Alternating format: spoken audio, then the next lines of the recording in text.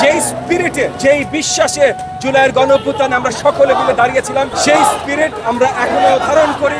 শেরেবাংলানগর ছাত্রদল আজকে আয়োজন করেছে পুরো জুলাই মাস ব্যাপী ৩৬শে জুলাই পর্যন্ত আমাদের ঢাকা শহর ব্যাপী দেশব্যাপী আয়োজন চলবে।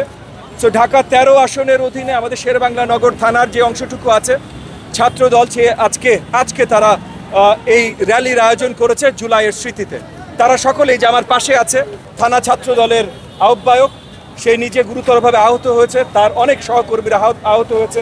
এখানে আমাদের ছাত্র দলের অনেক তরুণদেরকে সেই জুলাইয়ের গণঅভ্যুত্থানের সেই আন্দোলনে, সেই যুদ্ধর ভেতরে আমরা হারিয়েছি। অনেকের অনেক ত্যাগ স্বীকার করেছে, অনেকে পঙ্গুত্ব বরণ করেছে। তো তাদের সকলের বীরত্বের স্মৃতিতে আজকে মিছিলের মাধ্যমে অনেকগুলো বার্তা আছে, তবে প্রধান বার্তা হলো যেই স্পিরিটে, যেই বিশ্বাসে জুলাইয়ের গণঅভ্যুত্থানে আমরা সকলে মিলে দাঁড়িয়েছিলাম, বিশেষ করে আমাদের তরুণরা, সেই স্পিরিট আমরা এখনো ধারণ করি। সেই স্পিরিটে কোনো ধরনের গলত নাই এবং যেই সংস্কার দেশকে জবাবদিহিতামূলক গণতান্ত্রিক দিকে নিয়ে যাওয়া, যেটার জন্য আমাদের তরুণরা, ছাত্রদল, সকল তরুণরা, ছাত্ররা, যুব সমাজ রক্ত দিয়েছিল, সেখান থেকে কোনো বিচ্যুতি ঘটবে না। সেটা 100% আমাদের সরকার বাস্তবায়ন করবে ইনশাআল্লাহ।